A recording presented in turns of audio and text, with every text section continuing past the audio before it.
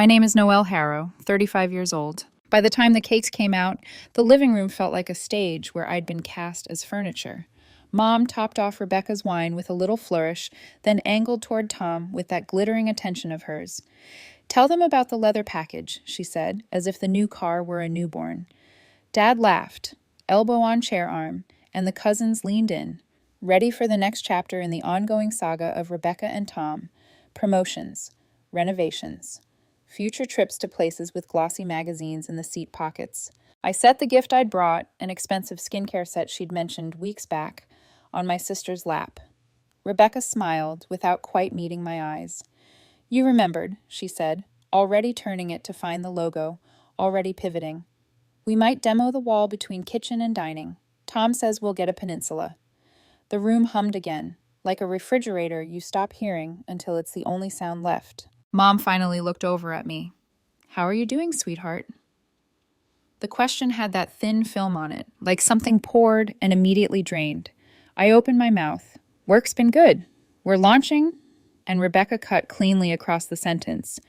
"Oh, and Tom's going to do the backsplash himself. We saw this herringbone tile on TikTok." Laughter, applause. Dad threw me a grin that made the corners of his eyes wrinkle. "Remember your artist phase?" he said, as if the punchline were generous. "The papier-mâché elk?" I smiled and took another sip of water, feeling the familiar shape of the scene snap into place. A decade ago, after a pipe burst at my lakehouse in a particularly vicious February, I'd given the family spare keys, in case of emergency, and it had grown into occasional use. But they always asked back then. Mom had once brushed a crumb from my sleeve and said, half joking, "Family things aren't mine, they're ours." I'd laughed with her. A harmless sentence then. It sounded different in my head tonight. "Any plans for the lake this summer?" Rebecca asked as dinner plates scraped empty. Her voice was sweet as a lullaby. The room quieted, eager for my answer, as if it were their cue. "Same as always," I said. "Sometime alone in June. Maybe a couple weekends with friends. I might rent a few weeks to help with my apartment mortgage." I saw it then. The quick look Mom and Dad shot each other. It flickered and was gone. I stayed over that night in my childhood room, a museum of old book spines and the dent my desk chair left in the carpet. In the morning, I drove home and slipped back into the clean logic of my work. Numbers and models, forecasts that did what you told them. By the time I finished the first draft of a risk analysis, the birthday had blurred into the usual ache. Dull, expected, almost comforting in its predictability. 2 weeks later, my phone rattled on my desk. A pulse of notifications I ignored for exactly 6 vibrations. Habit. Before I looked. Family group chat. Rebecca's avatar at the top. Glitter filter and balloons. "We've thought it all through and we're taking Noelle's lake house for the entire summer," she'd written. "We'll be there every day. It's going to be amazing." For a second I thought I was misreading. Then the thumbs ups landed like confetti. Aunt Lynn. "Wonderful. I'll spend my vacation there too." Cousin Mark. "Count us in for some weekends." A cousin I hadn't seen in years. "We'll definitely come." No question marks. No, if it's all right. Just a parade. I typed evenly. "Please ask me first. I've planned June for myself. I also may rent select weeks to cover my apartment mortgage." The air changed. Tom. "Come on, it's just a house." Rebecca. "Don't be selfish." Aunt Lynn. "This belongs to all of us." Uncle Mike. "You shouldn't talk like that about family." The messages layered into each other, a chorus, and then Mom posted the line that made my jaw go tight. "Everyone ignore Noelle's message. She'll come around and do what we want." For a long 30 seconds, I saw every old decision dissolve. The time I paid for the new dishwasher after theirs died, the time I wired money for Rebecca's insurance because she had no choice, the way I'd listened and nodded while my life was treated like a side quest. The building pressure felt weirdly steady, like a held note.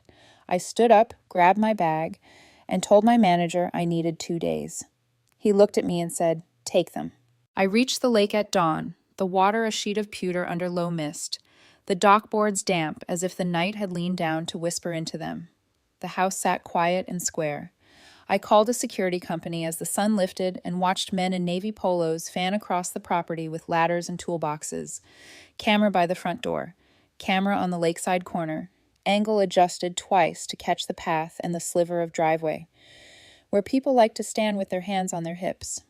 A new alarm panel with a voice that announced its presence but not its loyalties. When the locksmith arrived, I watched him swap out each lock, the old metal dropping into a bag with soft clinks, like coins you decide not to spend anymore. Voicemails stacked while it happened, little red circles with white numbers. I didn't press play. Mrs. Albright from 2 houses down lifted a hand over the fence, her hair in the same scarf she'd worn since the polar vortex. "Expecting a crowd?" she called, smiling like she already knew the punchline.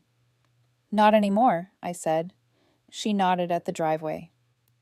"People get bold on long weekends."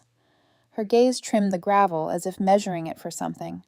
I glanced there too and thought, like a chess player, about angles, lines, approaches, and where the first mistake usually starts. By evening, the cameras fed clear images to my phone. I walked the perimeter once more, relabeled remotes, tested the alarm, then drove home through a sky the color of steel and apricots. In the kitchen, I made pasta and left it uneaten on the counter, listening to the quiet turn deeper. The lake had its own silence, ancient and mineral. My apartment had a different kind, electric, full of humming appliances and the far thrum of the city like a heartbeat you forget to hear. The next morning I checked the feeds. Empty driveway. The system ticked along, little green dots like steady breath. I set my laptop on the table and poured coffee I didn't taste. Work waited in another tab, but this felt like work too. Watching, waiting, keeping. It wasn't just the house. It was a line, one I should have drawn years ago, and now found myself painting in thick, deliberate strokes. The messages kept coming in waves, a weather system made of opinion and obligation. "You've changed," someone wrote, meaning I'd stopped being useful. "We drove 6 hours," another said, as if mileage were a sacrament. Tom threatened to break the door. I typed one message and one only. "Any forced entry triggers an alarm. Police will be notified." I closed the chat and left it. I wasn't angry, not exactly. Anger is hot and bright, and this felt cool, like a metal railing under a gray sky. Resolve has a temperature too. It was the same one as the lake at dawn. At lunch, I stared out my window at the train tracks where vines had begun their slow, annual takeover. A sparrow drilled a puddle with its beak, a frantic little percussion that somehow made me breathe easier.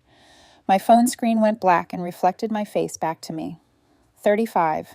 Not old, not young, just exactly the age where you pick the shape of your life on purpose or you let other people do it for you. I thought of Rebecca's smile when she took my gift without looking at me, of Dad's comfortable laugh at my expense, of Mom's sentence, "Ignore her," like a leash. They weren't monsters. They were just used to a world where I handed them the scissors and asked if they needed anything else cut. If I'd kept doing that, it would have felt righteous to them forever. In the late afternoon, a ping, motion detected at the lakeside camera. I clicked in, heart at a curious tilt. A squirrel shot up the cedar, tail like punctuation. I laughed, alone in the kitchen, and the sound surprised me. A harmless thing, the body remembering how to be unafraid and still. I let the coffee go cold. I watched the empty driveway. I thought about the long drive from their state to mine and how a person can feel entitled to something after 6 hours in a car, how time in transit can make arrival feel like destiny. I set my phone flat on the table, face up, live feeds in 4 tidy squares. The lenses stared steadily at doors and trees and a strip of gravel.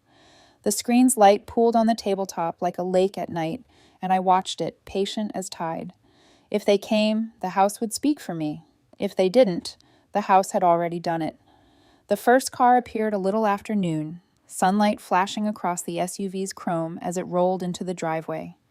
My coffee was lukewarm, forgotten on the kitchen table beside the laptop. On the live feed, I watched Rebecca step out, sunglasses perched on her head like a crown. Tom followed, popping the trunk to pull out a cooler. Their movements were relaxed, entitled. They carried themselves as if they'd arrived at a resort already paid for. A few minutes later, my parents' sedan pulled up, then Aunt Lynn and Uncle Mike in another car, then cousins spilling out of a hatchback. Laughter drifted in through the microphones as doors slammed and bags thumped to the ground. They looked like vacationers, ready for a week-long retreat, shoulders loose, voices buoyant. Rebecca strode up the steps, fishing in her bag. She pulled out her old key and slid it toward the lock. The screen showed her jiggling it, frowning, jiggling again. The angle of her shoulders shifted, irritation sharp as a knife. Tom stepped forward, tried his own. Same useless scrape of metal against metal. I leaned back in my chair, almost smiling. Rebecca knocked on the door once, as if it might magically swing open. Tom muttered something I couldn't hear, then both of them turned. Their eyes locked on the camera mounted above the door. For a long second, they just stared. Then Rebecca gestured wildly toward the others, and a ripple of confusion spread through the driveway. My phone lit up instantly. Mom. I let it ring until it went quiet. Rebecca. Declined. Tom. Declined. Aunt Lynn. Ignored. The group chat pinged alive. Messages exploding like fireworks. Rebecca. Noelle's lost her mind. She changed the locks. Tom. This is ridiculous. We drove 6 hours for this. Mom. How could you do this to your own family? Dad. Unacceptable. You set us up. Aunt Lynn. I took vacation days for this. Uncle Mike. You're being egotistical.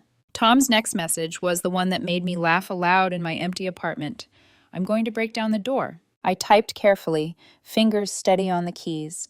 If you break the door, the alarm will trigger and the police will come.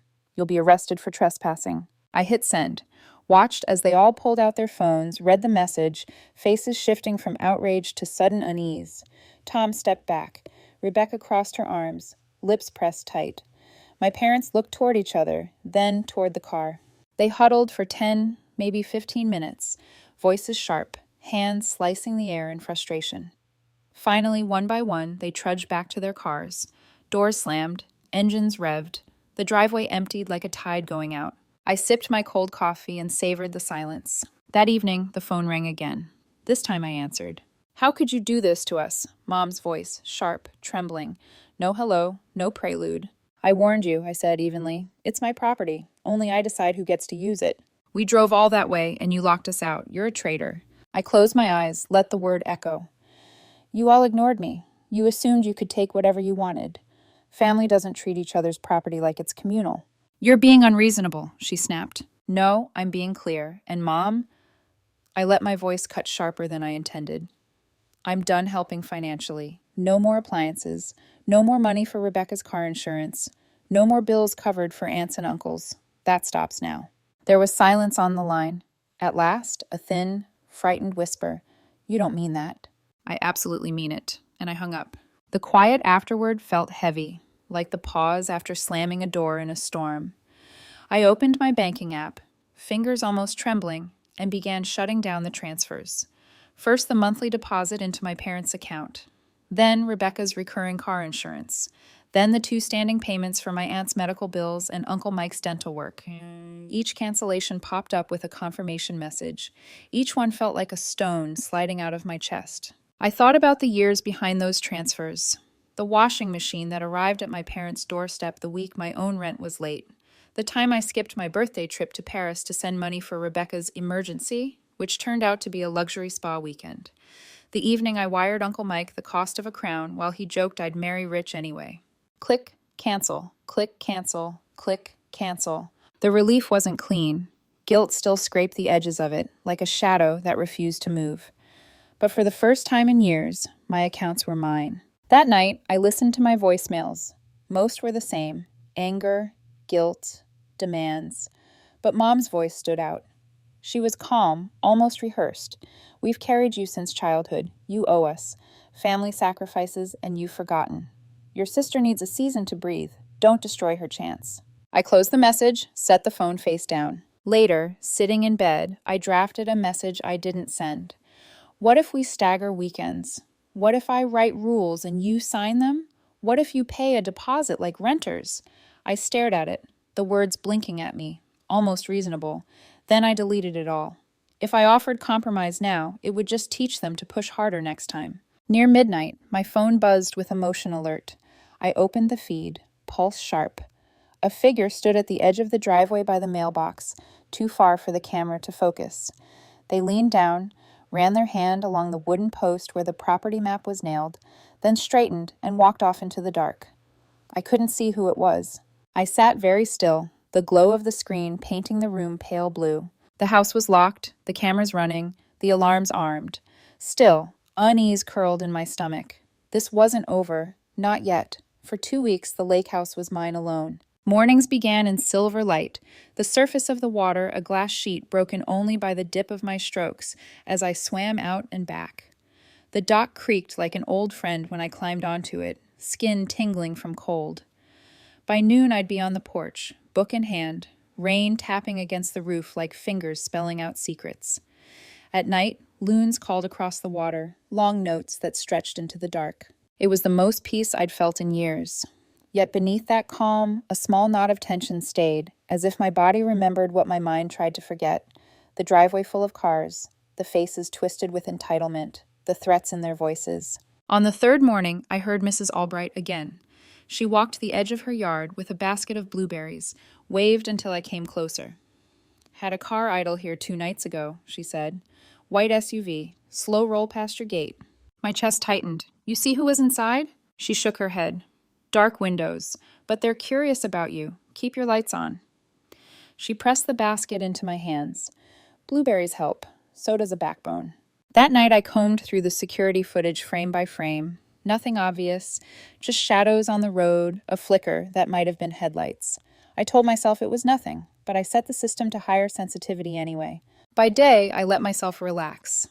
I hiked the trail that curved into pines thick with moss, where the air smelled of earth and something older.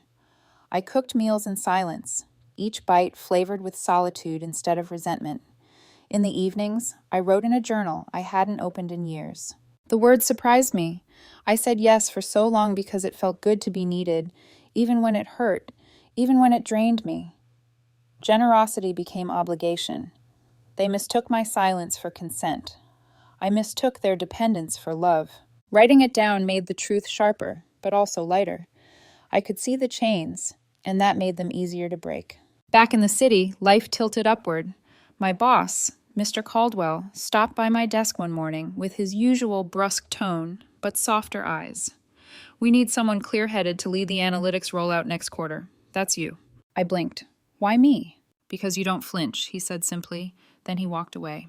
It was strange how stripping my family's demands off my shoulders left me standing taller in places that had nothing to do with them. Still, they didn't vanish. The group chat had quieted after my ultimatum, but silence doesn't always mean peace.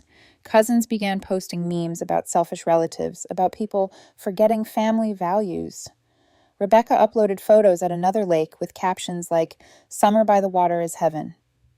The words weren't aimed at me directly, but I felt the barb. And then, without warning, a message from Rebecca appeared late one night. Just 6 words. "You'll regret making us outsiders, Noelle." I stared at it, thumb hovering, not replying.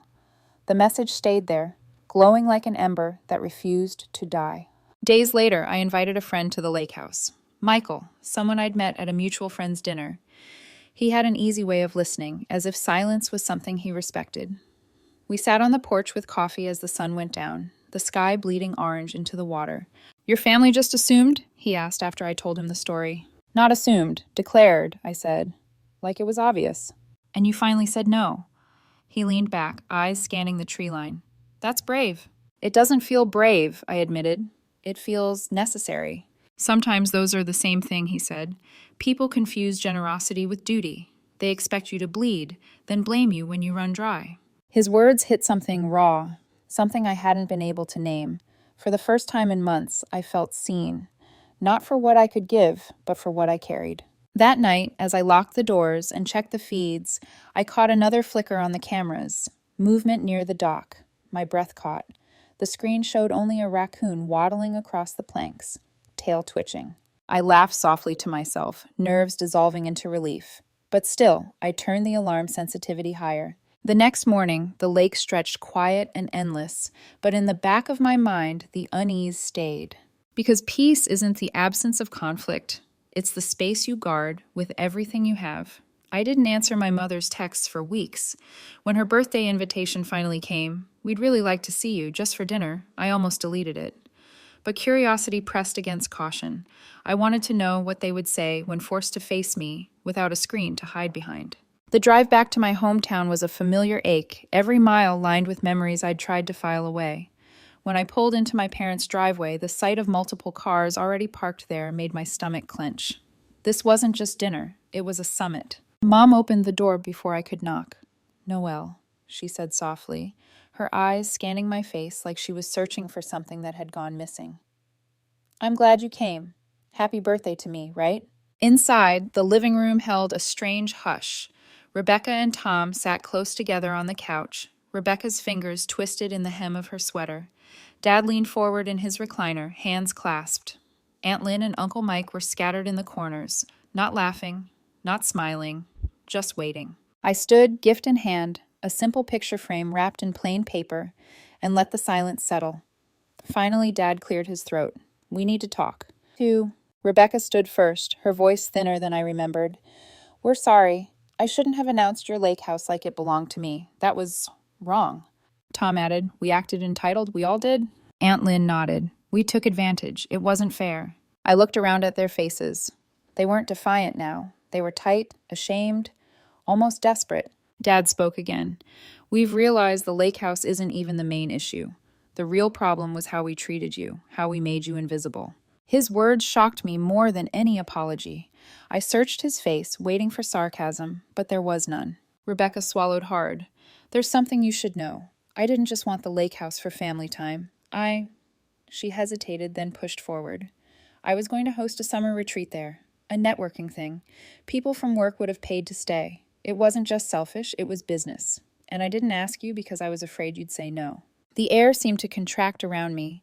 My hands tightened around the gift. "So you lied. You planned to profit off my house." Tears welled in her eyes. "I was desperate. My job hasn't been as secure as I made it sound. We're drowning in the mortgage. I thought, if I could show stability, if I could host something impressive, it would fix things." Tom's jaw flexed. I should have stopped her. I didn't. I told myself it was for the family, that we'd all benefit, but it was just wrong. The room was thick with confession. Mom stepped forward, voice trembling. "And I made it worse. I called your no a phase, told everyone to ignore you. I'm sorry, honey. We forgot there were two daughters. We treated everything like it revolved around Rebecca. That was cruel." I handed her the gift. She opened it this time, sliding her fingers over the picture frame, then looking back at me. "This is small," she whispered, "but it matters." I took a breath, steadying my voice. "Listen carefully. The lake house is mine. It stays off limits. Maybe someday I'll invite people, but not now. I'm done being the family ATM. If you need something, you ask, and you accept no if I say it. No more entitlement. Respect isn't optional, it's required." Silence followed, heavy but different from before. Rebecca nodded, wiping her eyes. "That's fair." Uncle Mike shifted in his chair. "We understand." For the first time in years, I believed them, not completely, but enough to recognize sincerity. They looked less like a wall of accusers, and more like people finally forced to see their reflection. The rest of the evening stumbled along awkwardly. We ate cake in cautious bites, conversation skimming the surface. Rebecca asked about my work, and for once she didn't cut me off mid-sentence. Even Tom sat quieter than usual, shoulders low, voice careful. When I drove home later that night, headlights cutting through the dark road, my chest felt strange. Lighter in some ways, heavier in others. They had apologized. They had admitted things I never thought they'd confess. But wounds don't heal because someone says sorry once. I gripped the steering wheel tighter. This wasn't an ending. It was only the start of something new and fragile. The weeks after the birthday dinner felt tentative, like walking on ice in early spring, every step careful, listening for cracks. My phone buzzed less often, and when it did, the messages were different. Dad sent me an article on data science with a note. "Thought this might interest you." Mom called once just to ask about my weekend. No requests tucked inside her sentences. Even Rebecca texted now and then, sharing a meme or a brief question about her own career. It wasn't perfect, but it was different. Months passed, and then, one quiet evening, my phone rang again. Rebecca. Her voice carried hesitation I wasn't used to hearing from her. "I know the lake house is off limits, and I respect that, But maybe someday Tom and I could visit? Just us. A weekend, if you'd be okay with it. I let the silence stretch. Her words weren't a demand. They weren't an announcement. They were a request, fragile and careful. Maybe, I said finally, but only if you ask, and only if you accept no as an answer. She exhaled, relief threaded through it. That's all I'm asking. Thank you. For the first time, she sounded like my sister, not my rival. Life outside the family moved forward too. My project at work turned into a success, Mr. Caldwell dropping a rare smile in my direction as he praised my clarity under pressure. My confidence grew, not loud or flashy, but steady, like a current running beneath the surface. And then there was Michael. His presence became a quiet constant. Coffee on the porch, long walks by the lake, conversations where silence felt like its own kind of answer. He never told me what I should do with my family. He just listened, nodded, sometimes said, "You're right to protect yourself." His validation mattered more than I liked to admit. 6 months after Mom's birthday, Rebecca called again. Her tone was cautious, respectful. "Would you consider letting us visit next month? Just a weekend. We'd bring our own food, clean up, follow every rule." I hesitated. The old fear pressed in. What if they slipped back? What if respect was only temporary? But then I remembered the look in her eyes at Mom's birthday, the way she'd admitted things she never had before. "You can come," I said, "one weekend. Just you and Tom. But if you break my trust, that's it. No second chance." "I understand," she said quickly. "We won't let you down." When the weekend arrived, I drove up the day before, checked every camera, tested every alarm. My house, my sanctuary, my rules. Rebecca and Tom showed up exactly when they said they would. They brought their own bags, their own groceries. They swam, they hiked, they grilled burgers on the deck. They cleaned up after themselves without being asked. On Sunday morning, Rebecca hugged me. "Thank you," she whispered, "for giving us another chance." "You earned it," I replied, and I meant it. After they left, I sat on the porch alone, watching the lake turn gold under the afternoon sun. My phone buzzed with a motion alert, just a deer passing through the trees. I smiled, let the silence sink in. The lake house remained mine, a sanctuary I didn't have to surrender. And my family, well, they were learning. Respect wasn't automatic. It had to be practiced. Months later, Michael asked me over dinner, "Do you think you'll ever let the whole family visit again?" I stared at the candle flame flickering between us. "I don't know," I admitted. "Part of me says enough time has passed. Part of me remembers too well how they acted. I don't want to go back to that." He nodded. "Then trust your gut. You've already proven you can stand your ground." He was right. When we got engaged later that year, I told my family. And for once, there was no envy, no backhanded jokes, just congratulations. Mom offered to help with planning, but not in the pushy way I feared. Rebecca asked if she could be in the wedding party, and this time I said yes, not because I felt obligated, but because I actually wanted her there. At the engagement party, Dad pulled me aside. His voice was low, but steady. "I'm proud of you, Noelle. Not for your career or the wedding, for saying no, for making us see what we were blind to." The words landed deeper than any apology ever had. Now, as I sit here planning my wedding and my future with Michael, I think about how different life looks from a year ago. I still guard my boundaries, still keep the cameras up, still hold the keys close. My family hasn't changed overnight, but they've changed enough, and so have I. Because love doesn't mean surrender. Respect isn't optional.